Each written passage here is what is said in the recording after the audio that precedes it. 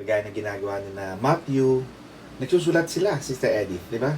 Imagine mo, after 2,000 years, nagbabasa pa tayo. Di ba?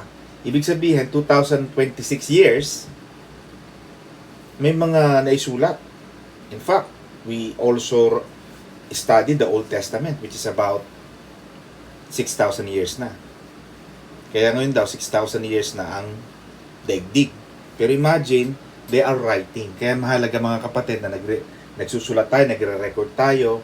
Kaya minsan akala mo yung ating pagre-record na ganito, pag post natin sa mga social media, this is gonna be part of the history na pwede nating magamit in the future kung papalarin tayo at bibigyan tayo ng grasya ng Panginoon na ito ay mapag-aralan din ng mga susunod na mga salit-saling lahi. Matthew chapter 8. Ako mga kapatid, magsisimula sa Matthew 8:26. Why are you fearful? Nasaan yung aking magandang microphone sa Eddie? Gamitin natin yung ating pampaganda ng boses para tayo nakikinig ng radyo. Yan. Itong binigay ni Pastor Lowell. Yan. Pampaganda raw ito ng boses. Okay. Matthew 8:26. Why are you fearful, O you little faith? Then he arose, he rebuked the winds and the sea, and there was a great calm. Walang imposible sa Panginoon. Amen? Nothing is impossible with God. You see, when lagi ko naalala sa edit yung natalo kami ni Brother Jello sa court, talaga namang medyo, talagang medyo, marami na kasi akong ganyan na buntis o hindi pa buntis, pero sinasabi ng court, sabi ng humapos, wala pa naman bata Hindi natin alam kung matutuloy nga yan You know, with no offense sa mga buntis, pero talagang ganun lang talaga yung legal arguments. And talagang, sabi ng humopis, wala naman dahilan para hindi umuwi si Paula at si Jello sa Pilipinas. Kasi malalakas naman sila, wala naman sakit, may malamansyo naman si Sister Elaine sa Cavite, at mayaman naman si Brother Eric at si Sister Nina, so kaya nilang suportahan ang kanilang buhay. Walang dahilan para hindi sila umuwi. In that point, anong sasabihin mo? Wala kang may lalaban na iba Di ba ka? So natalo ako doon. So challenge ko yung desisyon ng naunang judge. Nakomot ang bata ay nasa sinapupunan pa ni Sister Paula. Parang sinasabi ng judge na immaterial yan. Hindi yan relevant to this case now kasi wala pa namang bata. Pero sabi ko, Panginoon, tulungan mo akong manalo.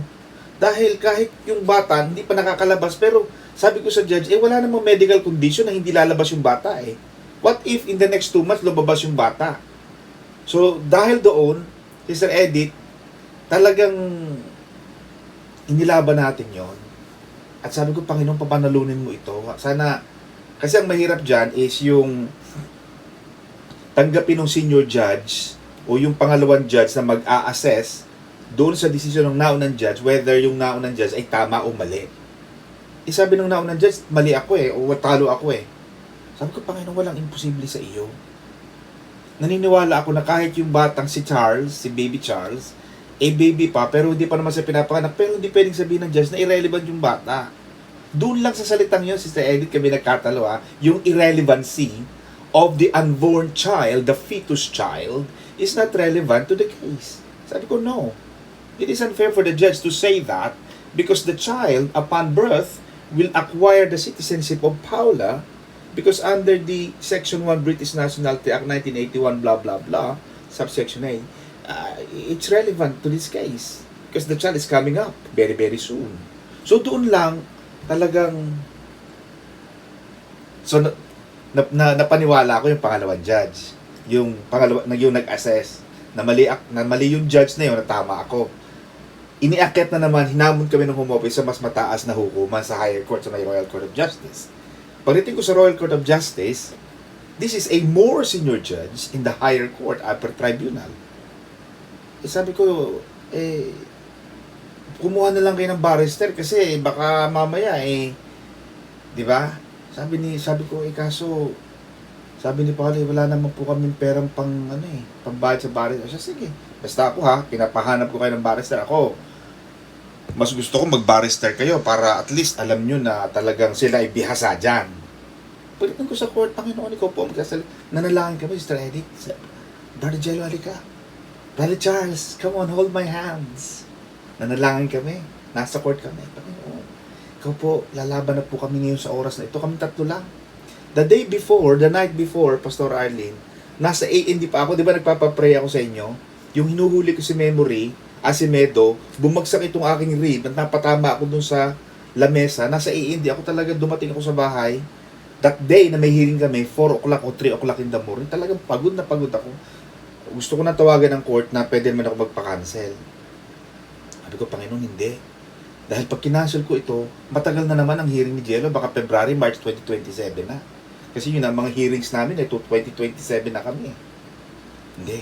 Panginoon, mahirap ako, pero makikiusap ako sa judge na ito, wala akong masyadong boses, talagang ano ako, nasa pain, talagang severe pain ako, talagang napa-A&D ako, pero Panginoon, ikaw ang magsasalita sa akin. Sinabi ko sa judge, I'm so sorry. I have a bad pain, but I can talk, but maybe judge, I'm not really in the mood because I am thinking about my pain. I may not be able to represent my client effectively. Pero kung ang tanong mo ay mga simple lang, I can maybe answer this. Or not, I can adjourn this, I can ask for a short adjournment, and maybe 2-3 weeks from now, I can go back. Pero yan, I'm just going to ask one question. Why can't Mr. and Mrs. Jello cannot go back to the Philippines? Why can't they all live there?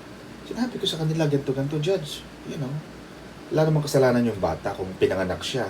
Ang bata, we have the child now. I know at the first hearing at the lower court, it was not material because the child has not yet been born, but now the child is here. And it's unfair for this child who is technically, even without the passport, because the passport is only the confirmation that a person is an actual citizen of this country, but even without the passport, the child under our law is a British citizen. And we all know that.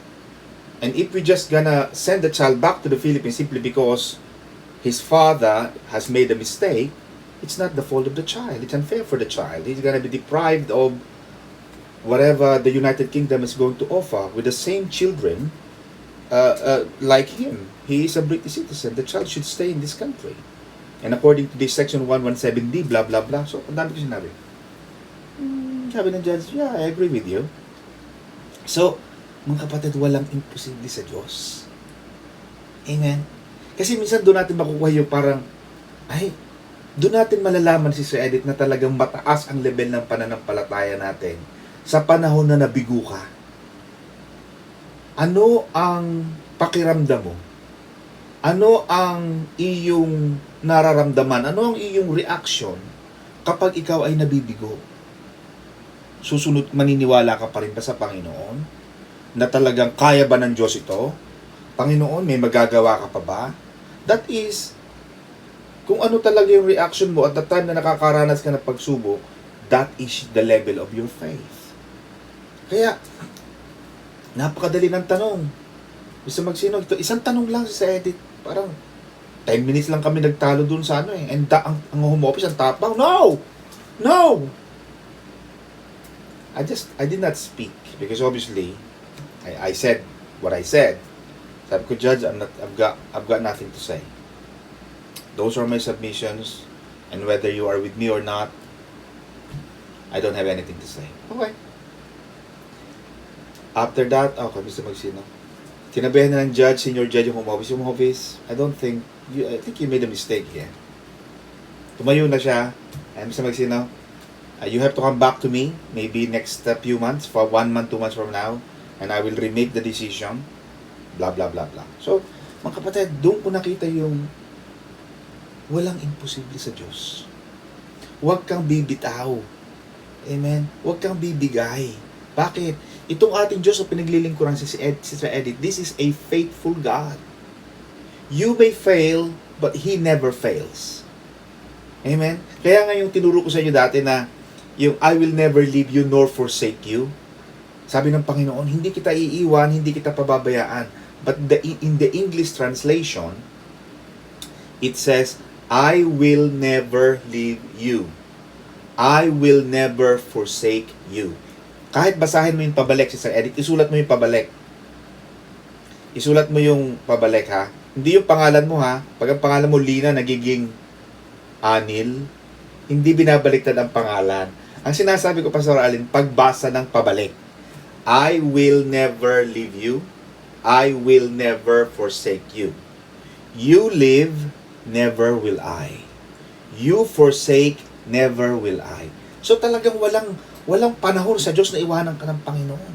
Ang inahanap ng Panginoon, kagaya nitong Matthew 8:1 verse 4. Ang sabi niya, Lord, lumapit sa kanya ang Panginoong Hesus eh. Yung lalaking may leprosy. Ang sabi niya, Lord, kung gugustuhin mo po, you can make me clean. Eh, sino pa naman Diyos ang ayaw? Nung kahapon, may Christian din akong siguro, ibang church yun, sabi niya, kung God's will po. Anong kung God's will? Ibig sabihin, hindi gusto ng Panginoon na magtagumpay tayo? Hindi. Gusto ng Panginoon eh. Gusto ng Panginoon lahat ng magagandang bagay sa ating Sino bang magulang ang nagnais ng masama? Amen ba mga kapatid? Siyempre gusto lagi ng Panginoon. Gusto niya. Kaya pansinin mo ito kapatid. Hindi niya sinabi na, Lord, kaya mo ba? Ang sinabi niya, Lord, kung nais mo, kaya mo akong pagalingin. May dahil, meron siyang faith sa kapangyarihan ng Panginoong Jesus. Kaya sabi ni Jesus, I will. Be thou be clean. Ngayon, maging malinis ka. Hindi siya, kaya mapapansin mo, Sister Edith, pinalinis siya ng Panginoon dahil madumi siya eh. Di ba, tao pag may ketong, may galis, may mga kaliskis, siguro hindi na siya naliligo, mabaho na siya. Eh pag pinalinis ka, lahat malinis yan. Kaya, immediately, gumaling siya. Ganon din tayo mga kapatid. Minsan, may mga problema tayong matagal na, may mga physical sickness, may mga family problem, financial difficulty, emotional pain, may mga problema na hindi natin masabi sa ibang tao, kahit sa prayer warrior. Huwag nating lilimitahan ang Diyos dahil lamang matagal na ang problema. The length of your problem does not limit the power of God. Yung matagal na, si Sister Edith, mga kapatid, 20 years. Talagang muntik nang bumitaw sa Diyos. Amen. Matagal na siyang nananalangin, matagal siyang naglingkod. Ngunit, hindi kinansila ng Diyos. Total, matagal na rin. Total, bumibitaw ka na rin lang eh. Siguro, wag ko na lang gawin. Hindi eh. Nanatiling tapat ang Diyos sa ating kapatid at sa inyo mga kapatid, nagiging tapat ang Panginoon. Kaya, ang tanong, hindi mo pwedeng tanungin ang Panginoon, kaya ba ito ni Lord? Yes, of course. Pero ang tanong sa iyo ng Panginoon, do you trust me? Even when my answer and timing are different from yours. Nagtitiwala ka ba sa akin? Kahit na yung oras mo, yung timing mo, iba sa timing ko. Kasi may ginagawa ang Panginoon eh. Umiikot yan eh. Amen baga? Naghahanap pa ang Panginoon ng mga taong gagamitin. Naghaharap pa ang Panginoon ng tamang pagkakataon. Hindi mo pwedeng madaliin ang Diyos. Amen? Mga kapatid, minsan nakikita niyong mata ko, gumaganyan na. Sabihin, umuwi si pastor doon, mga alas 4 na ng madaling araw. Kaya nga sabi ko nga, Pastor Arlene, kung may bakanting linis, maglilinis na lang ako. Ang sarap maglinis, Sister Eddie. Gusto ko na lang mag-ilinis, Sister Cecil. Wala bang bakante dyan, Sister MJ? Baka may bakante sa paglilinisan ninyo. Sister Arlene, baka may lilisan. Kasi, at least pag nasa bahay kayo mga kapatid, wala na kayong dalang, hindi nyo nadala si Henry, hindi mo nadala si Mr. Chief, hindi mo nadala si Miss Scotch Bright. Amen? Ang dala mo na lang, sarili mo, tutulog ka na lang. Kami mga abogado, hindi. Hanggang pag uwi namin, dala-dala namin ito. Kaya nga si Chelsea, Daddy, I don't wanna be a lawyer. Because you don't sleep at all. Pero anak, ito ang pinili ng dading abuga. Ito ang binigay sa atin ng Panginoon. Kaya, magpapasalamat tayo sa ating hanap buhay. Mahirap din naman, Pastor Allen, yung walang trabaho. Diba, Sister Edith? Reklamo ka ng reklamong Mahirap ang trabaho, eh sige nga, tanggalin ng Panginoon yung trabaho mo. Tingnan ko lang kung anong irereklamo mo naman ngayon. Yan gusto natin, malaking kita, pero magaan ang trabaho. Meron bang ganon? Amen ba? Eh siyempre, pag mahirap ang trabaho, eh may susuklian ng Panginoon yan ng malalaking sweldo. At ako'y naniniwala. Marami sa inyo mga kapatid ang magkakaroon ng increase. Magkakaroon ng mas malalaking sweldo. Mas mga employer, hihipuin ng Panginoon yung employer mo. Amen ba, Sister MJ? MJ, matagal ka nang naglilingkod sa akin. Yan, Juliet, matagal ka nang naglilinis sa akin. Siguro, panahon na para bigyan kita ng dagdag na sahod. Sa iyong katapatan, sa iyong galing, sa iyong sipag. O, di ba? Mga kapatid, walang imposible sa Panginoon. Hingin mo lang yan. Sabi ng Panginoon, ask and you shall receive. Matthew 8:5-13. May isang Romano na lumapit sa Panginoon. Ang Roman centurion, ito ay mga brigadier general. Dahil yung kanyang isang servant may sakit, at yan ang maganda mga kapatid. Pag ang isang tauhan mo may sakit, abay ipapanalangin mo rin sila. Amen baga? Kung ikaw ay pastor ng iyong iglesia at may isang pilay, abay kapatid, kailangan nating tumubog dyan. Hindi pa pwedeng ikaw ay leader ka lamang sa saya. Pero pagdating sa problema nang iiwan ka kapatid, ganito ang maganda dito sa Roman centurion ito. Wala namang problema sa kanya eh. Hindi naman siya may sakit at siguro naman marami siyang bataan. Kahit siguro mamatay na yung kanyang servant, eh okay lang. Pero nagmamalasakit siya. Biro mo pumunta pa siya sa Panginoong Jesus. Yung pagka-sikat-sikat niya, taas ng kanyang mga stars dyan eh. Pero pumunta siya. Oh. Kaya sabi ng Panginoon, sige pumunta ako sa inyo. Amen? Kaya pag nananalangin ka, pumupunta agad ang Panginoon sa bahay niyo. Pag tinawag mo, Panginoon, yung aking pong mga anak, may problema po sila sa Pilipinas. Ang Panginoon pumupunta sa bahay mo. Hindi sa basta nakikinig lang, Sister Edith. When you call the name of the Lord.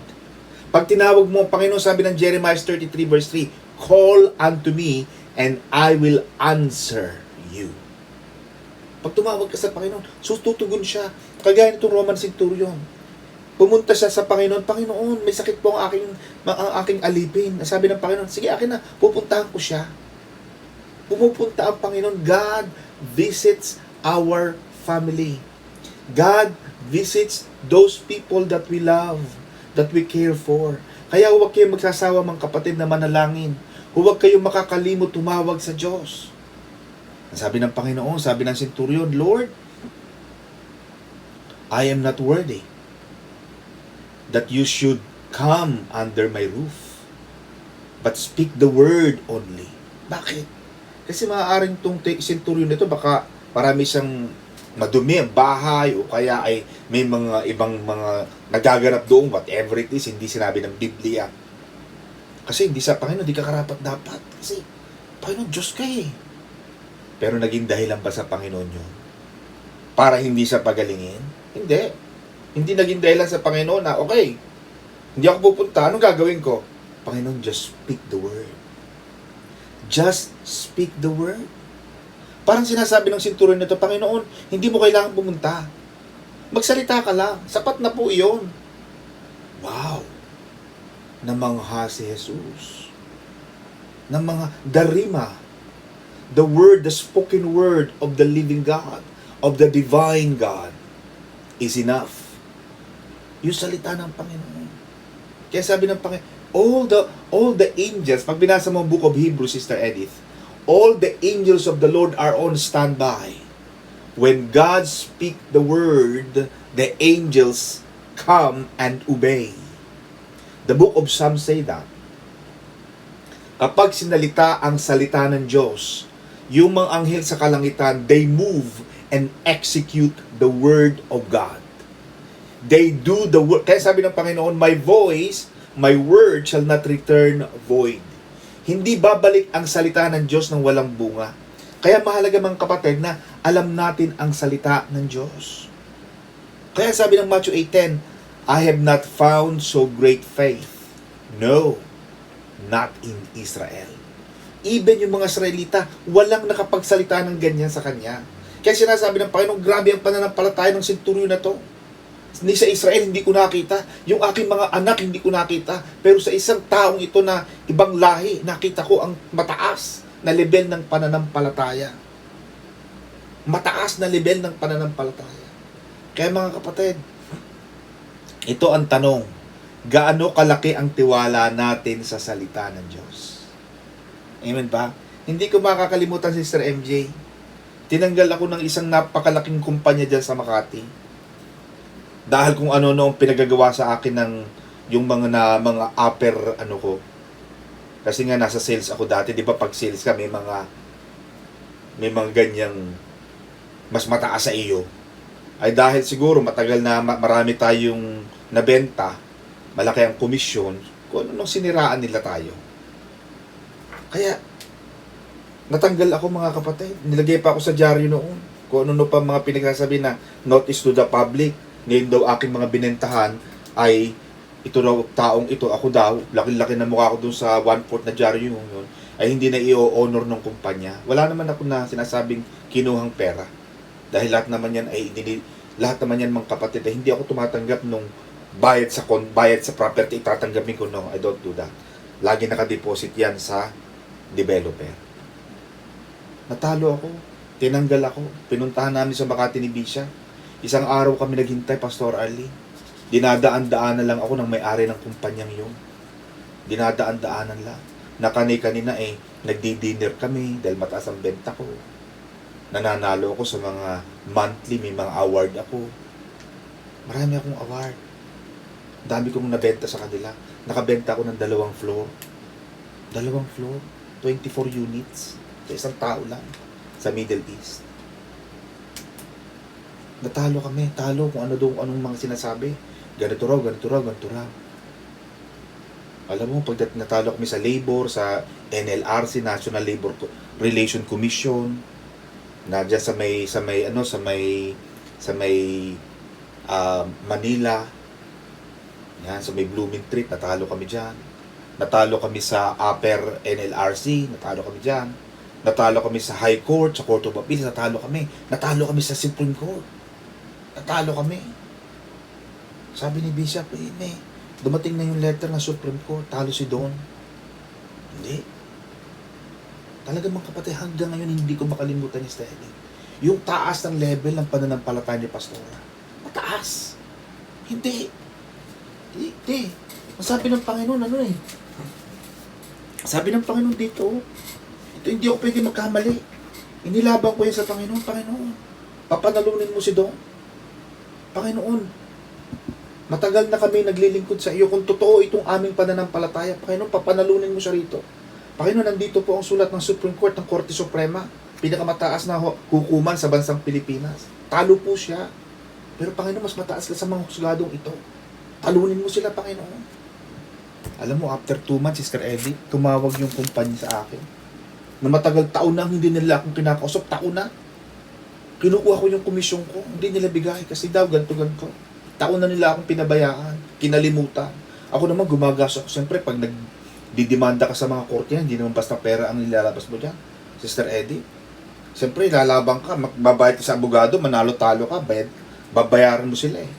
Talo ako sa Supreme Court. Alam mo, tumawag yung kumpanya. Sabi niya, Don, we will fly now. We will be sending our 2 senior lawyers on the law firm and we will fly to United Kingdom to meet you. Kaya mga kapatid, taas ng tiwala. And then, yun ang binili ko ng hotel. Kaya, mga kapatid, kaya itong ganitong turo mga kapatid, talagang ako'y buhay ito sa akin. Kaya, ganito kalaki ang tiwala ko sa Kanya eh. Ganito ang kataas ang tiwala ko sa Panginoon. Amen ba mga kapatid? Kaya, sinasabi ng Panginoon sa atin, fear not. Huwag kayong matakot because I am with you. Sabi ng Panginoon, magtiwala ka sa akin. Trust me. Ang sabi ng Panginoon, I will never leave you. I will never fail you.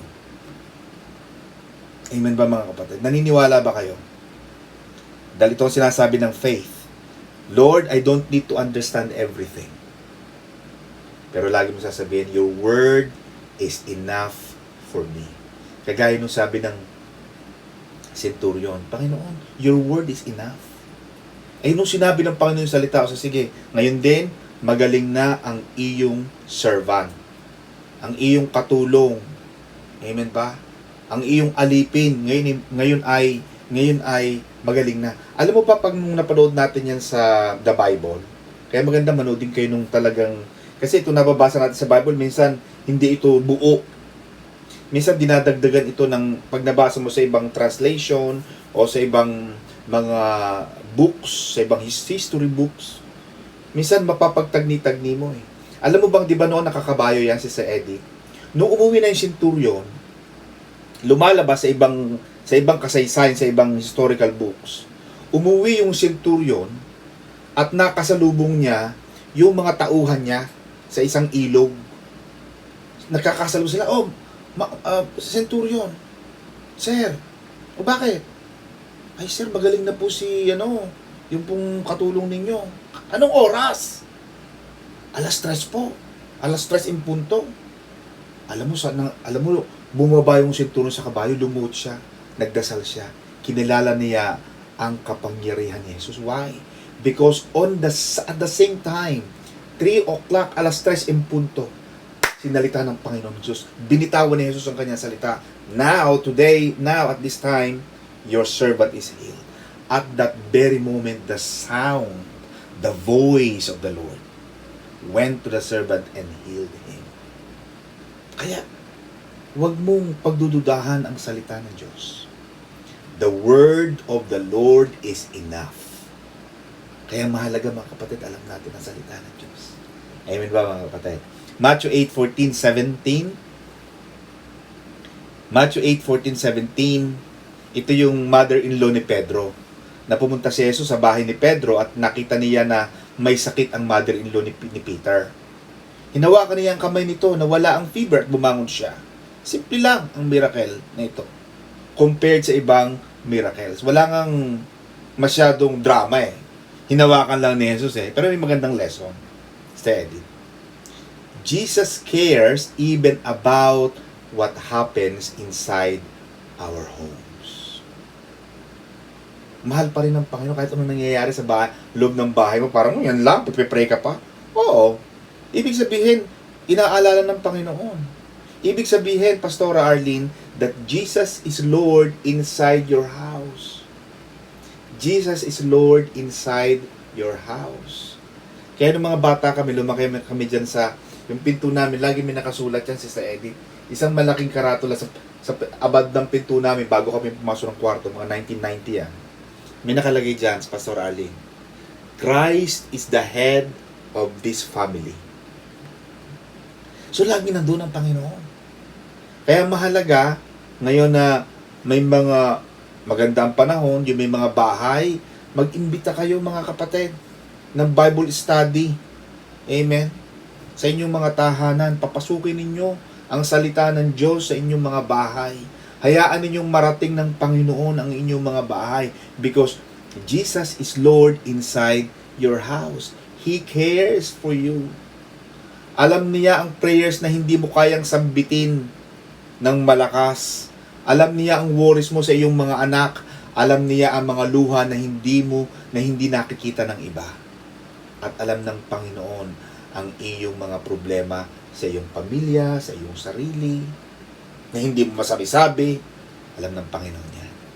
Amen? Because Jesus cares about our personal needs. Nakikita ng Panginoon yan. Matthew 8:18-22. Matthew 8:18-22. May isang tao nagsabi, Master, I will follow thee whithersoever thou goest. So I'm reading obviously a King James version. Kaya sabi ng Panginoon sa kanya, sabi ng lalaki, Panginoon, susunod po ako sa iyo kahit saan ka pumunta. Pero sabi ni Jesus, babalaan kita ha. Wala akong bahay. Wala akong siguradong titirhan ngayong gabi. At least yung mga foxes, may mga bahay sila, yung mga ibon, may mga pugad. Pero ang anak ng tao ay walang bahay. Hindi ko nga alam kung saan ako matutulog ngayong gabi. Ano ibig sabihin nun, Pastor Arlene? Ibig sabihin, hindi laging komportable ang sumunod sa Panginoon.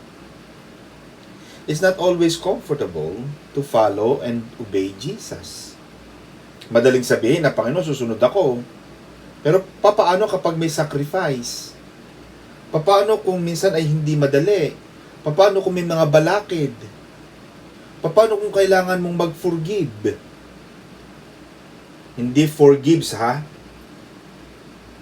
Sister Edith, hindi forgives. Ang sinasabi, forgive. Alam mo yung forgive? Attorney, pwede po bang 3 gives? Na ngayon ko na, matagal ko hindi narinig yung mga ganyan, mga 3 gives. Mga hulug-hulugan. Yan. Kaya mo bang mag-forgive, Sister Cecil? Oh. Paano kapag kailangan mong bitawan ang mga bagay na ayaw mong bitawan? Yung mga kasalanan na ayaw mong bitawan. Paano kapag hindi mo nakuha yung gusto mo? Diba? May gusto ka pero hindi mo nakuha. May prayer ka pero hindi mo nakuha. Or, hindi mo pa nakukuha. Paano kapag kailangan mong maghintay? Baka nagmamadali ka. May kausap ako kanina, Diyos ko. Sabi ko, kala ko Sabado, ibakante ako, Sister Eddie. Alam mo, buong araw ako nagtatrabaho. Sabi ko kay Sister, wala na ba diyang, total lagi na magpapasok, diba? Pasok mo na lang kaya akong cleaner. O kaya mag-couple na lang tayo. At least madali ang trabaho natin. Sabi sa akin, Sister MJ kanina. Ako po ay matagal nang walang papel dito. 6 na taon na po. Ito po ang aking problema, ito po ang aking buhay, ito po ang kaso ko, ito po ang meron ako, ganyan. Pag-usap na kami mga 30 minutes. O sige ka, i-apply kita, pero ito ang mangyayari. Alam mo, sagot sa akin, Sister Edith, matagal po ba yan? Sabi ko, ang tanungin mo sa sarili mo kung meron kang dahilan. Ang tanungin mo sa sarili mo kung meron kang reason, paano ka mag-a-apply? Wala kang asawa, wala kang anak, wala kang partner, wala kang kahit ano. Diyos ko, ang iba nga may asawa, may anak na. Ang iba, pumapalo na ng 15, 18 taon, nare-refuse pa. Ikaw, 6 na taon pa lang, tatanungin mo ako na, matagal po ba yan? Ano ka nagmamadali? Hello, sinasabi ko sa iyo, matagal to, mahirap to. Ako sinasabi ko yan sa mga kliyente ko, mahirap, hindi ito madali. Hindi ako nangangako na mananalo ka. Mahirap. Walang garantiya. Ay, hindi po garantisado. Wala. Bakit? Anong garantisado? Ano to? Magic sarap? Garantisadong masarap? Hindi ganun, kapatid. Maghihintay ka. Ilang pun taon? Basta. Hindi ko alam. Ang tanong dyan, kaya mo ba? Ang tanong dyan, magtitiwala ka pa ba sa Panginoon? Kaya ang tanong minsan sa faith, gaano ka katatag? Gaano kawiling maghintay? At paano kapag ikaw ay inuusig? Tinatawanan ka dahil sa iyong pananampalataya. Ano ang sinasabi si Sister Edith? True discipleship is not following Jesus only when life is convenient. Yan ang true discipleship. Yan ang totoong pagiging disipulo ni Jesus. Sumusunod kahit mabigat. Sumusunod kahit mahirap. Amen. Kahit na, si Pastora Erlinda nga kararating lang sa bahay, sabak agad. Ganun talaga Kinuha natin itong ganitong panahon o ganitong buhay. Ganun talaga. Paghahanda tayo. Tutubog tayo. Meron tayong accountability. May responsibilidad tayo, may tungkulin tayo. Kaya ang ating sasabihin, Lord, whether life is easy or difficult, I will follow you. Susunod ako sa iyo. Mahirap man, madali, pero Panginoon, I choose to follow you. Kaya meron tayong kanta nun, di ba, Sister Vilma? Sister Vilma yan ay mga taga main church yan Sister Vilma, mga bata pa lang kami. Kaya meron kaming kantang, I have decided to follow Jesus. Yung mga 1980s, Sister Edith. I have decided to follow Jesus. You have to make that decision to follow Jesus. Because following Jesus has a cost. Merong presyo ang pagsunod kay Jesus. Matthew 8:23 to 27. Pastor Ali, meron pa akong time. 35, may konti na lamang kapatid. Tapusin na natin to. Matthew 8:23 to 27. Ito ang isa sa pinakamagandang bahagi ng chapter na ito, mga kapatid. Sumakay si Jesus at ang disipulo sa bangka. Then suddenly, bumagyo.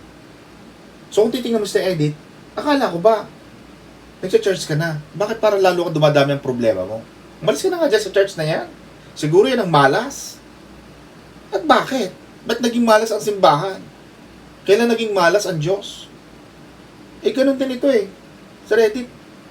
Sumakay si Jesus at ang mga disipulo sa bangka, then suddenly, look at the word suddenly. There is a word suddenly, immediately. Amen, mga kapatid? Pagdakay, yan ang pagdaka. Yung salitang pagdakay o pagdaka ay nagkaroon ng bagyo. Ibig sabihin, kahit nag-a-attend ka ng church, kahit palabasa ka ng Biblia, kahit na ikaw ang pinakabanal sa balat ng lupa, kapatid, ay dadapuan ka ng problema, hindi ka exempted. Ano ka? Sinuswerte. Kami lang, dapat damay-damay tayo, kapatid. May problema ako, may problema ka rin. Hindi pwedeng lahat ng problema nasa akin lang. Kailangan may share ka. Then suddenly, Sister Edith, yan, Sister Presi, naglalay. Di ba ga? Sister Edith? Then suddenly, bumagyo.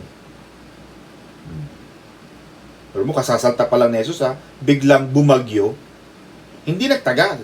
Kasi suddenly Kasi minsan may mga sudden ang buhay, di ba? Sister Edith. Yung parang, biglang, dumating ang pulis. Nahuli ka agad ako. Suddenly, nag-turn up ang pulis. Hinuli ako. Nakulong ako. For deportation ako. Di ba ka? Yun ang mga suddenly sa buhay. Ang ganda-ganda ng trabaho, suddenly, biglang iniwanan ka ng papa mo. Sa anumang paraan. Either namatay o iniwanan kang literal. Maraming suddenly sa buhay. Kahit nandoon si Jesus. At ito nakakatawa. Habang bumabagyo, Sister Vilma, natutulog ang Panginoong Jesus. Imagine yun. Yung mga disipulos nagpapanik, malalaki ang mga alon, siguro napupulo na siguro yung bangka nila ng tubig, at sumigaw sila, "Help! Lord, save us! We perish!"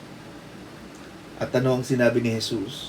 "Why are you fearful, O ye of little faith?" Ba't kayo natatakot? Kayong mga maliliit ang pananampalataya. Doon mo makikilala, Sister Edith, ang taas, ang level, ang kalidad ng pananampalataya kapag may malalaking bagyo sa buhay. Amen, mga kapatid? Kaya nirebuke ng Panginoon ang hangin at ang dagat.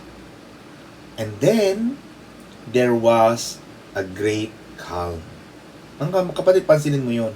Hindi pinigilan ni Jesus ang matinding bagyo. Hindi sinabi ng Panginoon, stop. No. Huwag kayong dumating. No. Hinayaan ng Panginoon na bumagyo. Amen ba? Kaya hindi laging ang panalangin mo ay walang bagyong darating. Talagang si bagyong Undoy ay darating. Pero tandaan mo, kahit dumating ang bagyo, hindi ka nag-iisa. Amen. Hindi ka nag-iisa. Hindi pinigilan ng Panginoon Jesus na dumating ang bagyo. Kasama pa rin nila si Jesus, pero bumagyo pa rin. Kaya yun ang sinasabi ko kanina.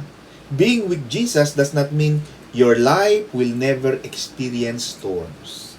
Christian ka, pero may problema ka pa rin. Nagpe-pray ka, pero maaaring magkaroon ka pa rin ng sickness. Naglilingkod ka, pero parang marami ka lalong financial problem. Faithful ka, pero maaaring may family problem. So the presence of the storm does not mean the absence of God.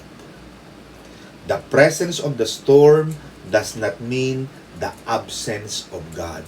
Hindi porket may problema ka, ay wala ang Diyos. Ito ang ating tandaan, Pastor Arlene. Mas mahalaga kung sino ang nasa bangka mo kaysa sa kagaano man kalakas ang bagyo. Ulitin ko, mas mahalaga kung sino ang nasa bangka mo kaysa kung gaano kalakas ang bagyo. Mas mahalaga. Sino ba ang nasa bangka mo? Are you with Jesus?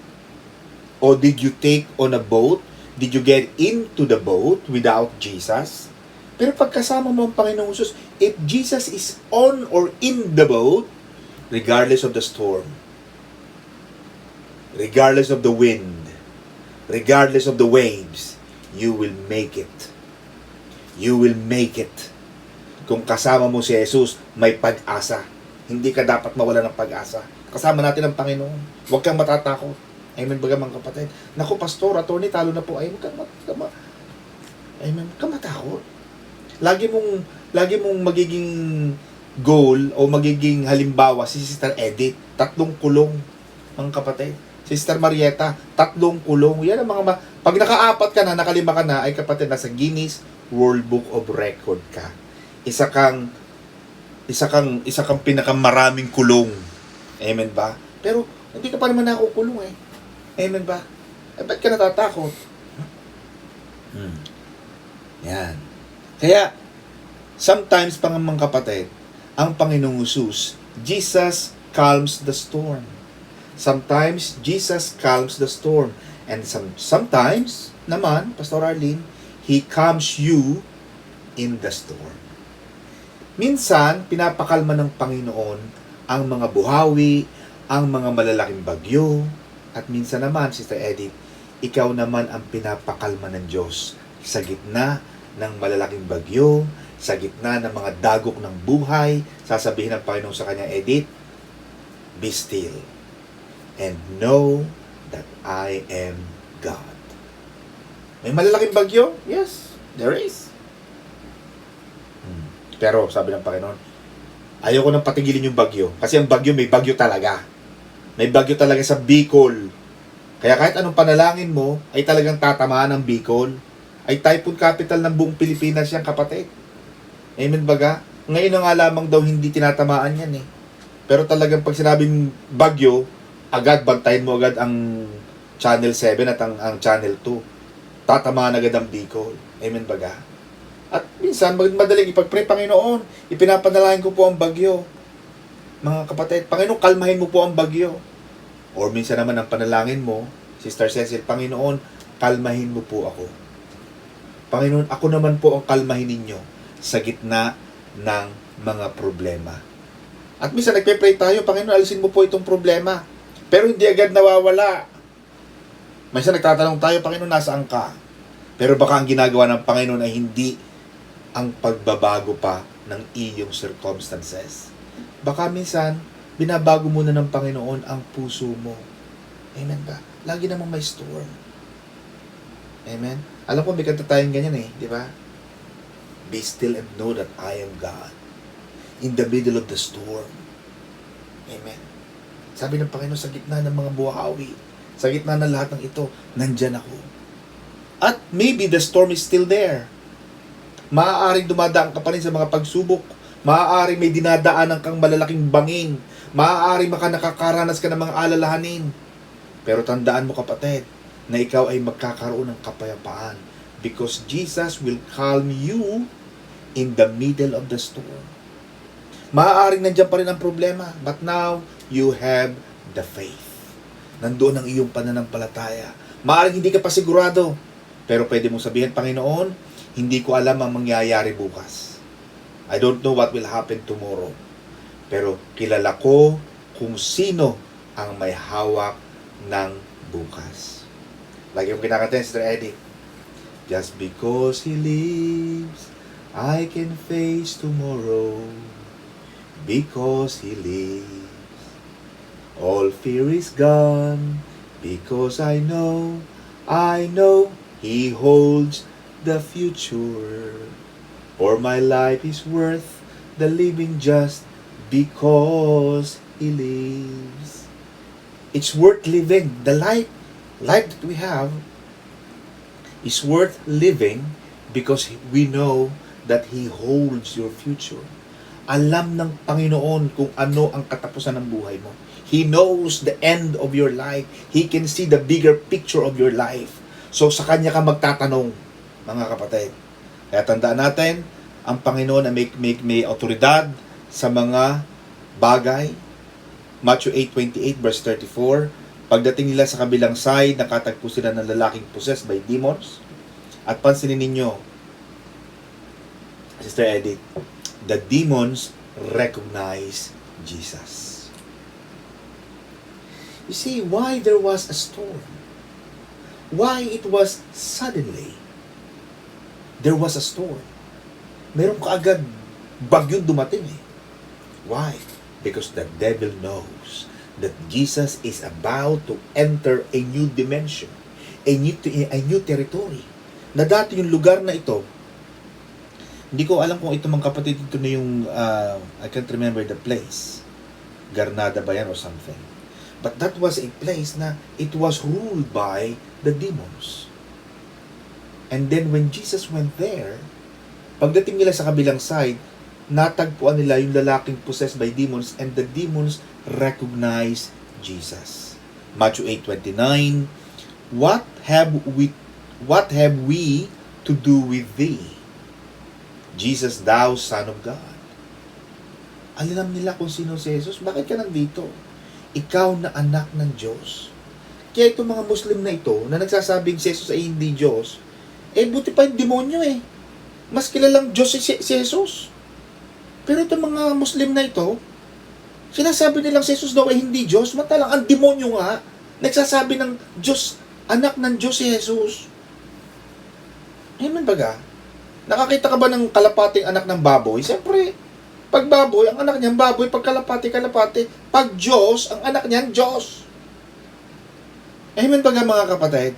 Kaya pag may nakausap kayong mga Muslim, Sister Cecil, ito ang pakita mo, Matthew 8:29. Ay, Jesus is a good man, a good prophet. No. Matthew 8:29 said that the devil said Jesus is God, is the Son of God. So you are worse than the devil.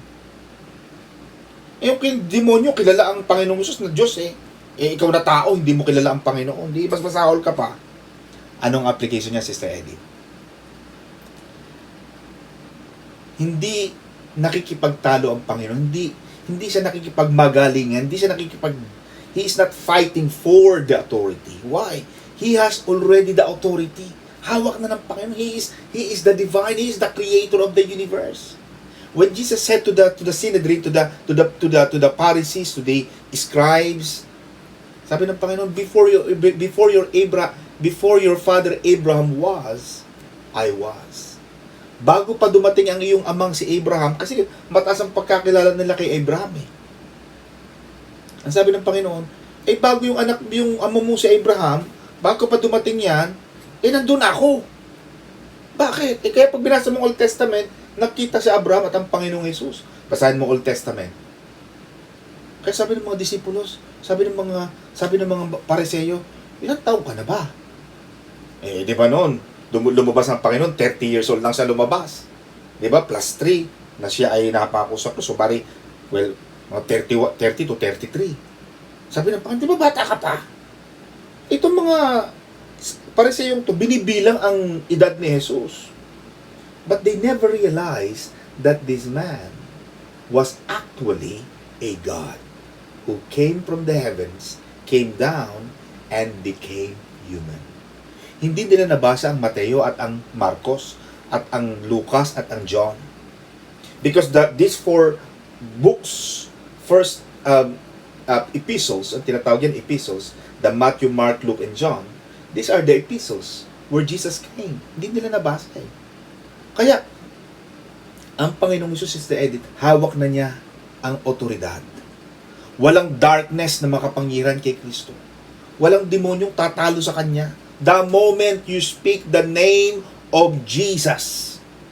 Kaya dapat ang mga panalangin natin, Sister Vilma ng Jordan, in the name of Jesus, yung end of your prayer has to always end with in the name of Jesus. Why? Because Jesus taught us how to pray. And when you pray, sabi ng Panginoon, Pastor Alin, do it in my name. And whatever you say in prayer in my name, I will do it. Sister Edith. Kaya pag nanalangin, Panginoon, kailangan ko po ng magandang bahay sa pangalan ni Jesus. Yun lagi ang panalangin mo, yun lagi ang pambangga mo sa God the Father. Kasi ang God the Father ang nagkukuman. He hears the prayer. Are you using my son's name? In the name of Jesus, because in the name of Jesus, there is power in the name of Jesus. When you speak the name of Jesus, all hell break loose. Walang magagawa. Amen ba mga kapatid?